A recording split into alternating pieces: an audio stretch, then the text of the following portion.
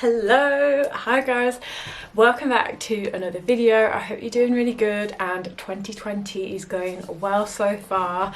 Obviously if it's not, don't worry. Today is going to be a different video that I haven't actually done over on my channel, and basically I am just going to go through an in-depth glute workout. These exercises are what's completely changed my glutes and have gotten me the most glute growth.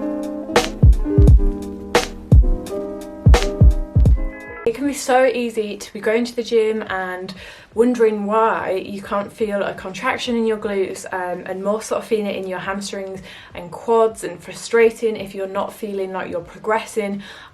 So I'm just going to explain some tips that really help to get that glute contraction. What I'll do, I'm going to show you the movement first and then I'll go through it with a voiceover. I've written down so many notes and tips that I'm going to put in, and I'll make sure they're on the screen. But first things first, before you actually get into the workout, make sure you activate those glutes, right? Especially if you're sat down the majority of the day at like work, college, uni, whatever.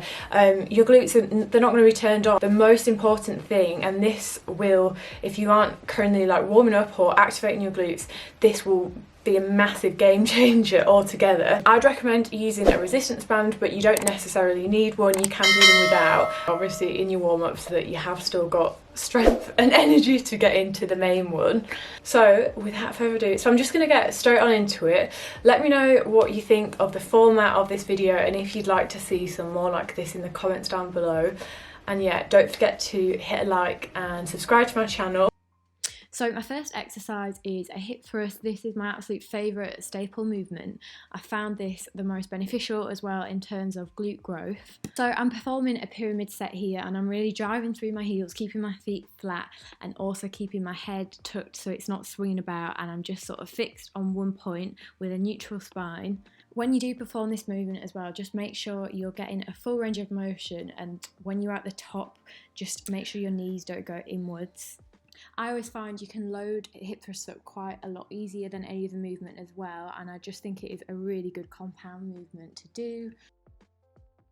So next up is the split squat. Now you've got to really make sure that you've got your stance right when you're doing this movement. So keep your front thigh parallel to the ground, and then make sure as you're lowering down that you're really squeezing your glutes and activating them.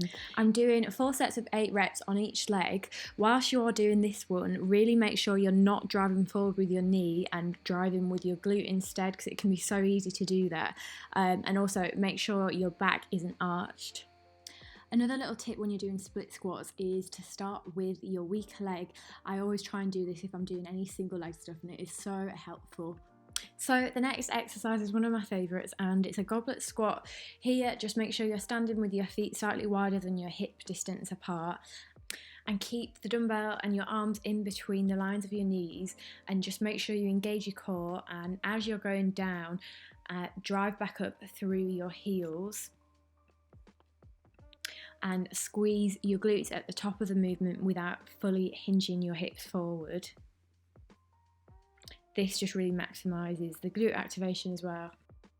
So I'm doing 4 sets of 10 reps with a 15 kg dumbbell. You'll probably find that you can go heavy with a dumbbell in this movement, and just make sure you've got it tight to your chest. So the next exercise I am doing is a cable pull through. Here I am doing 4 sets of 12 reps. So as you're doing this, keep a neutral spine, and when you're pushing your hips back, make sure you can feel a good stretch, but just don't overextend on your spine, and then squeeze your glutes at the top of the movement, and just keep your shins perpendicular to the ground so you can really emphasize the stretch on your hamstrings and glutes. Also, I just mentioned to keep your arms straighter than what I've got in the video. It's good to have a slight bend, but yeah, just keep them straighter in between your legs. So that is the workout finished. So they are my favourite and staple glute exercises.